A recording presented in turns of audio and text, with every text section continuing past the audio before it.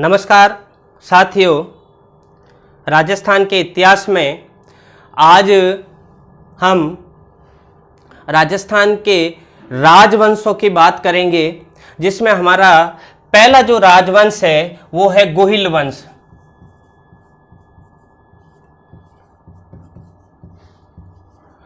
जो हमारा है गोहिल राजवंश।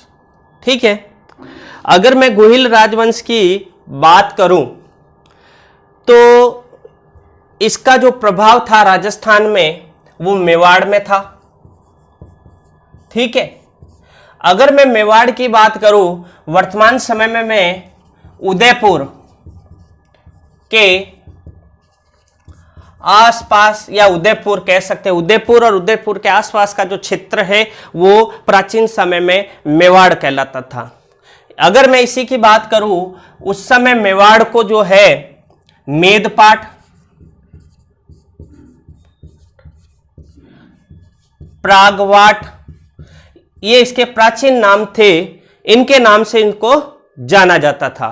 ठीक है, मेदपाठन या प्रागवाट इसका प्राचीन नाम था, इसको जाना जाता था। ठीक है, मेदपाट भी इसका नाम मिलता है, मेदपाट। ठीक है, अगर मैं जनपद के समय की बात करूं तो एक जनपद था, वो जनपद का नाम था सिवी। ठीक है, इस सिवी जनपद के अंतर्गत ये मेवाड़ का क्षेत्र आता था। ठीक है, सिवी जनपद था, इस जनपद में जो है मेवाड़ का क्षेत्र आता था। और अगर सिवी जनपद है तो सिवी जनपद की जो राजधानी थी वो थी माध्यमिका। माध्यमिका इसकी राजधानी थी। माध्यमिका का एक दूसरा नाम था और वो नाम था नगरी। ये याद रखना, माध्यमिका कह दो या नगरी कह दो, एक ही बात है। एक बार ये प्रश्न आरपीएससी ने पूछा गया है, माध्यमिका या नगरी वर्तमान समय में किस जिले को कहते हैं, तो ये याद रखना चित्तौड़गढ़ को। जो चित्तौड़ का दुर्ग है इसी को, या चित्तौड़गढ़ जो किला है, ये माध्यमिका या नगरी कहलाता था, जो सिवी महाजनपद की राजधानी थी। और उस सिवी जनपद में ही मेवाड़ का क्षेत्र आता था। यह बात हुई स्थान को लेकर के, यानी कि ये स्थान जो था ये इस प्रकार के था। गोहिल वंश का शासन मेवाड़ पर था, पहली बात। ठीक है, दूसरी बात अगर मैं आपसे बात कर दूं, मेवाड़ उदयपुर और उदयपुर के आसपास का जो क्षेत्र है वो मेवाड़ कहलाता था। इस मेवाड़ को प्राचीन काल में मेद पाठन या मेद या प्रागवाट के नाम से जानते हैं। ये जो क्षेत्र है ये सिवी महाजनपद में आता था, जो महाजनपद व्यवस्था, और सिवी की राजधानी माध्यमिका या नगरी थी। ये क्या थी? राजधानियां थी। ठीक है, और ये राजधानियां वर्तमान समय में जो है चित्तौड़ में कहलाता। माध्यमिका या नगरी किसको कहते हैं? ये चित्तौड़ को कहलाते हैं। और ये पूरे जो क्षेत्र बताए या जो मैंने ये नाम बताए, ये सारे नाम पर किस वंश का शासन था? गोहिल वंश का शासन था। अब करते हैं अपन गोहिल वंश के राजवंशों के बारे में बात।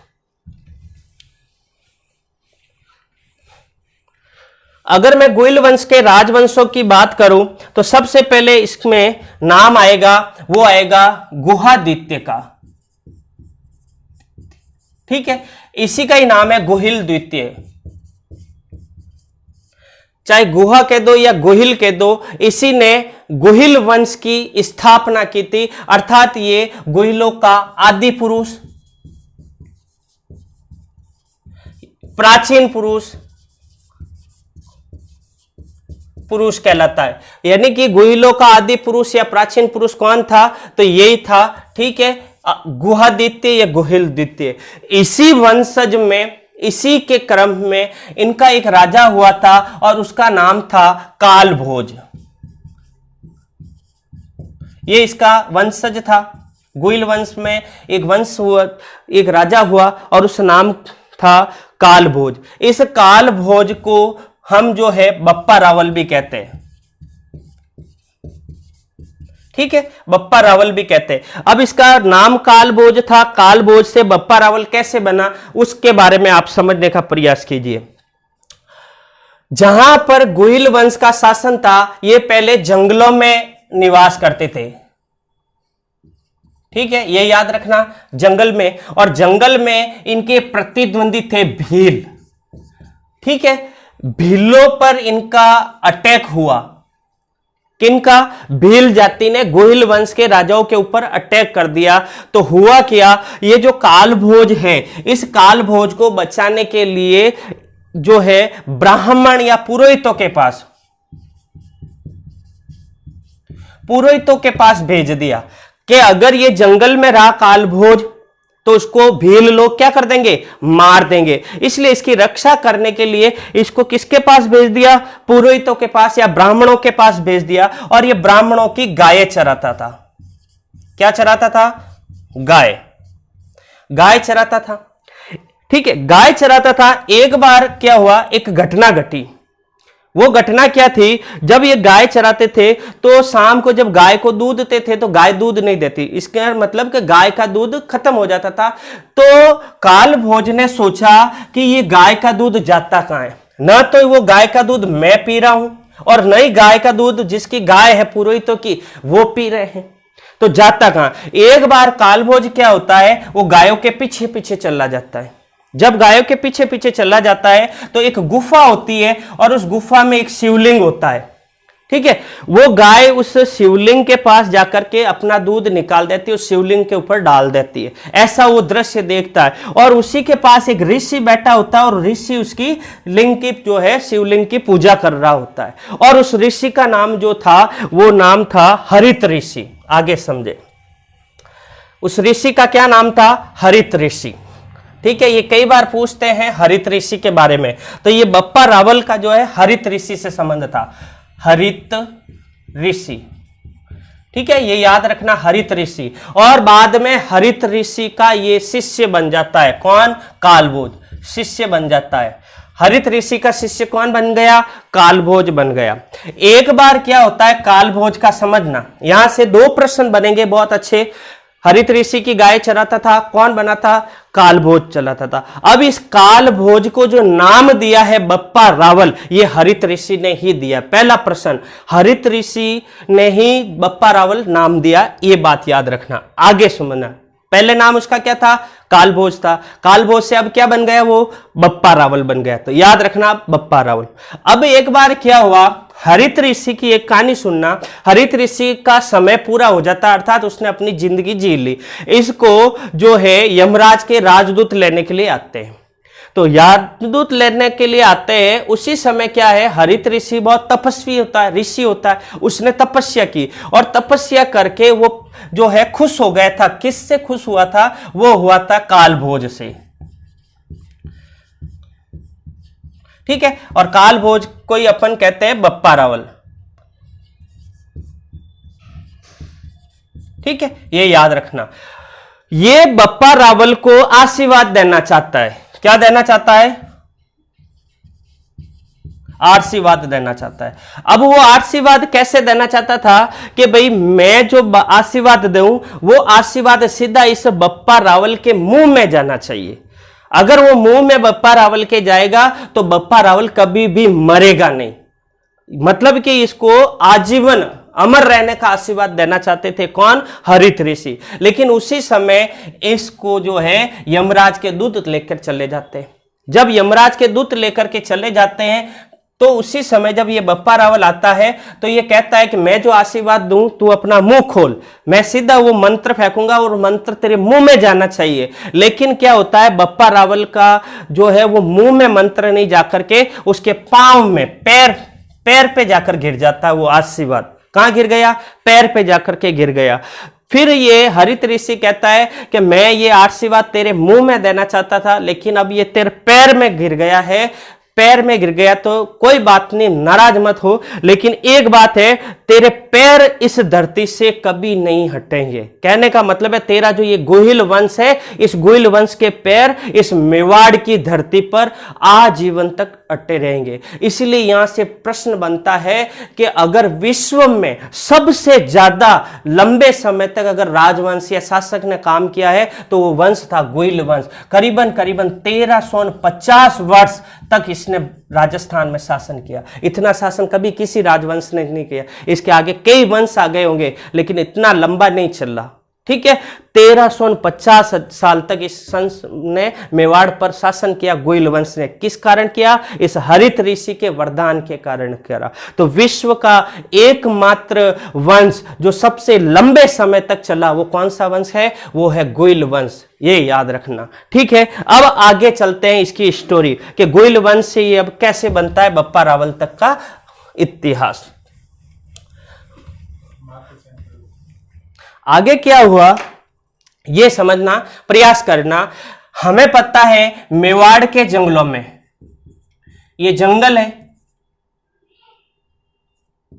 ठीक है, यहां पर रहता था हरित ऋषि, ठीक है, और इसी का शिष्य कौन था? कालभोज या बप्पा रावल।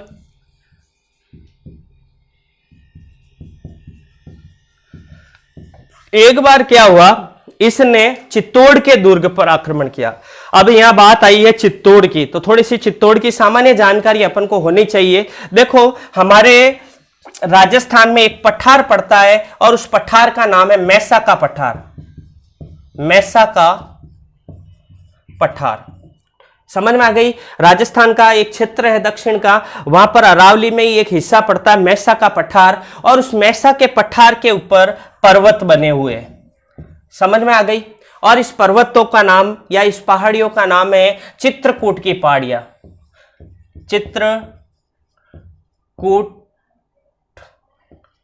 की पहाड़ी। देखो यहां से 2-3 प्रश्न बनेंगे। मैसा का पठार है, उसके ऊपर बनी हुई है चित्रकूट की पहाड़ी।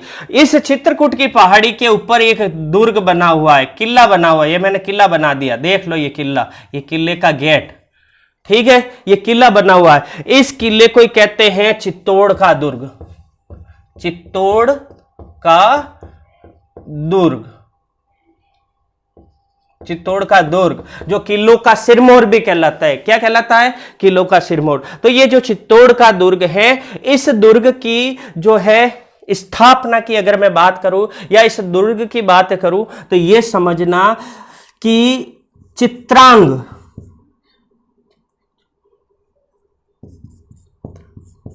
और दूसरा नाम आता है चित्रांगद, ये दो नाम इस दुर्ग की स्थापना करने वाला है चित्रांग मौर्य या चित्रांगद मौर्य, ये याद रखना। ठीक है, चित्तौड़ के किले की स्थापना कहां है? जब अपन दुर्गों के बारे में पढ़ेंगे तो वहां पर इसका वापस जिक्र होगा, विस्तार से दुर्गों के बारे में पढ़ेंगे। फिलहाल अपन को इतना याद रखना है, चित्तौड़ दुर्ग का निर्माण किसने कराया? चित्रांग या चित्रांगद मौर्य ने। एक कुमार संभव नाम का पुस्तक है या ग्रंथ है, उसमें इसका नाम चित्रांगद मिलता है। आरपीएससी ने यह भी प्रश्न पूछा गया है कि कुमार संभव के अनुसार इसका नामकरण किसने किया, तो यह याद रखना चित्रांगद। वैसे चित्रांग या चित्रांगद दोनों ही नाम इसके ही है जो चित्तौड़ दुर्ग के ऊपर। दूसरा, चित्तौड़ का दुर्ग किस पहाड़ी पर बना हुआ है, तो याद रखना चित्रकूट की पहाड़ी। ये चित्रकूट पहाड़ी किसका हिस्सा है? तो मैसा का पठार का है। तो अभी मैं बात करता हूं चित्रांगद मौर्य। इस चित्रांगद मौर्य का एक वंशज हुआ था जिसका नाम था मान मौर्य। क्या नाम हुआ था? मान मौर्य। मान मौर्य के समय की अगर मैं बात करता हूं तो यह बात है 636 ईसा के आसपास की। कब की बात है? गोइल वंश में जब मैंने बात कराई थी, ये 533 ईस्वी के आसपास की थी, ये याद रखना। जिस समय गुहिल या गुहिलादित्य का शासन था, बात आ गई है 636 ईस्वी। तो 636 ईस्वी में मान मौर्य राजा था और मान मौर्य के समय हरित ऋषि थे और बप्पा रावल का भी शासन था। हरित ऋषि ने बप्पा रावल को कहा कि चित्तौड़ के दुर्ग के ऊपर आक्रमण कर। हरित ऋषि ने बप्पा रावल को कहा किसके ऊपर अटैक कर? चित्तौड़ के किले के ऊपर। जब उसने चित्तौड़ के किले के ऊपर अटैक किया तो उस समय शासक कौन था? मान मौर्य था। ठीक है, ये याद रखना। तो मान मौर्य के समय और इस मान मौर्य को ये हरा देता है। कौन हरा देता है? बप्पा रावल। इस प्रकार से अपन देखते हैं चित्तौड़ के दुर्ग के ऊपर अब किसका, या चित्तौड़ के किले के ऊपर या चित्तौड़गढ़ में अब किसका शासन हो गया? अब हो गया वहां पर बप्पा रावल का शासन हो गया। अब लेते हैं बप्पा रावल के बारे में।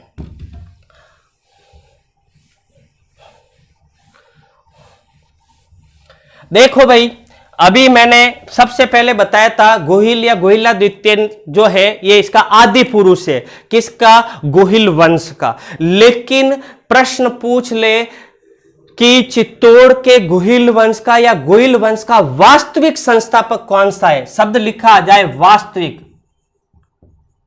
तब अपन को उत्तर देना है बप्पा रावल। ठीक है, इसी का नाम अगर नहीं मिले तो काल भोज भी मिल जाएगा, काल भोज में मिल सकता है, ये याद रखना। अब ये वास्तविक संस्थापक क्यों कहलाता है ये समझने का प्रयास करना। मैंने अभी आपको बात बताई कि पहले जो शुरू में गोहिल वंश था वो जंगलों में था।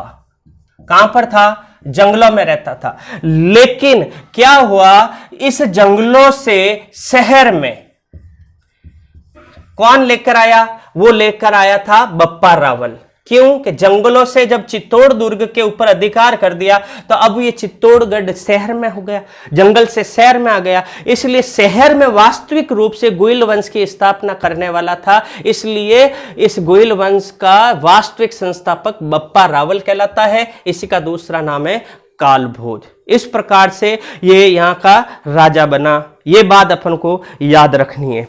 अब अगर मैं बात करूं आगे की, ये युद्ध कब हुआ तो ये याद रखना 734 ईस्वी में युद्ध हुआ और उसने यहां पर शासन कर दिया था। ठीक है, युद्ध की बात करें तो 734 की है। अगर मैं बप्पा रावल के बारे में और विस्तार से है तो हमारे यहां पर अनेक ऐसे ग्रंथ हैं, उन ग्रंथों में बप्पा रावल का जिक्र मिलता है, जिसमें राज प्रशस्ति है जो रणछोड़ भट्ट की है, जगन्नाथ ने भी इसका उल्लेख किया है, मानमोरी, एकलिंग आदि ऐसे ग्रंथ हैं, बहुत सारे ऐसे प्राचीन ग्रंथ हैं। उन ग्रंथों को अगर अपन पढ़ते हैं तो उसमें जो है अपन को बप्पा रावल के बारे में जानकारी मिलती है। अब आता है सबसे महत्वपूर्ण बात, वो क्या है? बप्पा रावल ने अपने समय में 3 मंदिरों का निर्माण कराया। सबसे पहला जो मंदिर बनाया उस मंदिर का नाम था एकलिंग जी का मंदिर।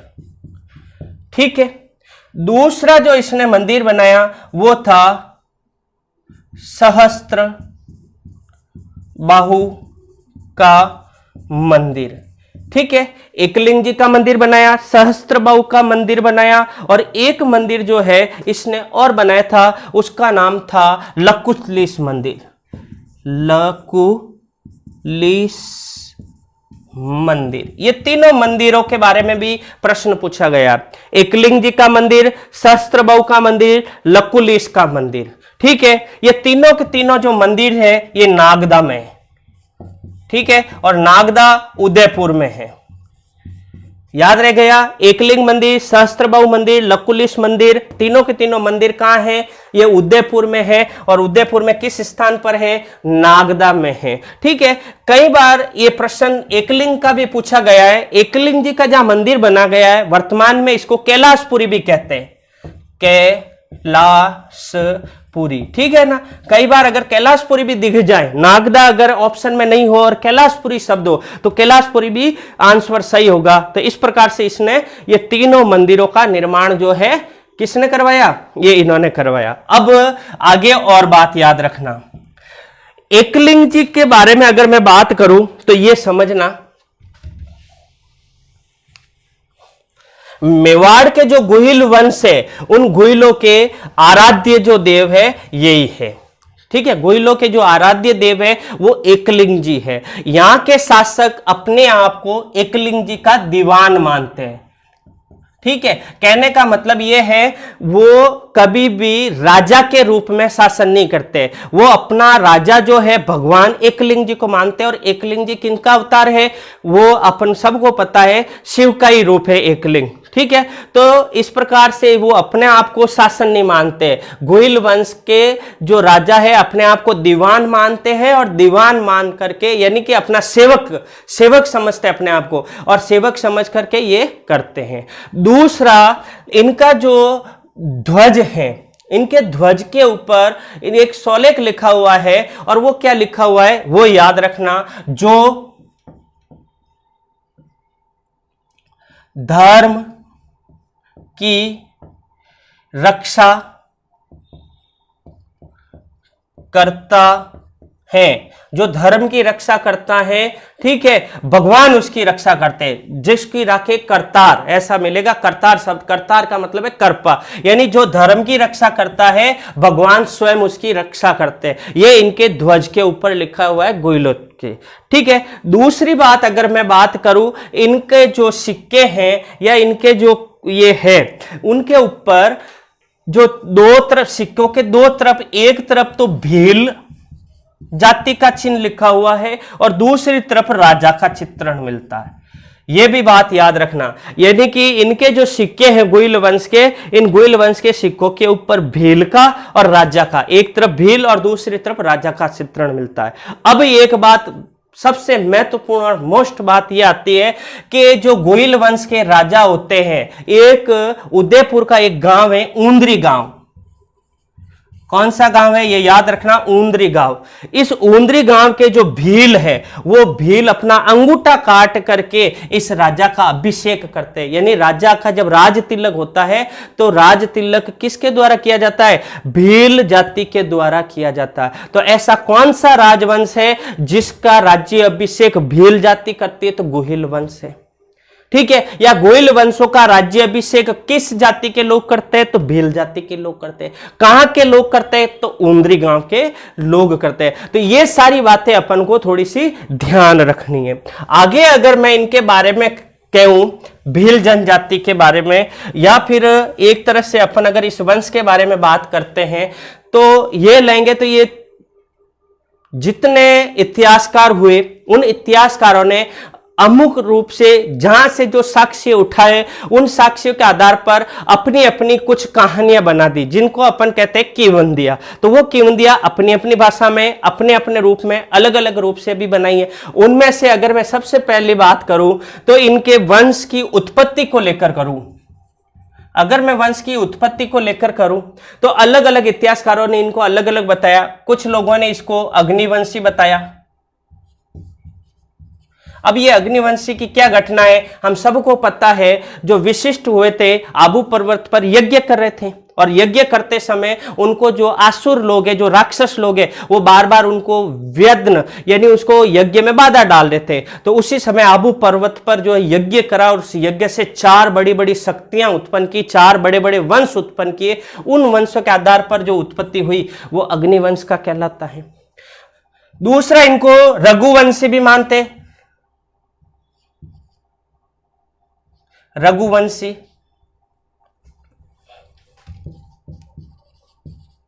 ठीक है, रघुवंशी मानते हैं। रघुवंशी में भगवान राम के वंशज, अर्थात भगवान राम के जो पुत्र हुए लव और कुश, तो इसको कुश का वंशज भी मानते हैं। किसका वंशज मानते हैं? कुश का वंशज मानते हैं, ठीक है। इसलिए इसको अग्निवंशी भी कहते हैं, कुछ लोग इसको रघुवंशी भी कहते हैं, कुछ लोग इसको चंद्रवंशी मानते हैं, ठीक है। कुछ लोग इसको जो है विदेशी भी मानते हैं कि भाई ये जो गोइल थे विदेशी की संतान थे। किसकी संतान थे? विदेशी की संतान, जिसमें सबसे बड़ा नाम आता है कर्नल जेम्स टॉड का।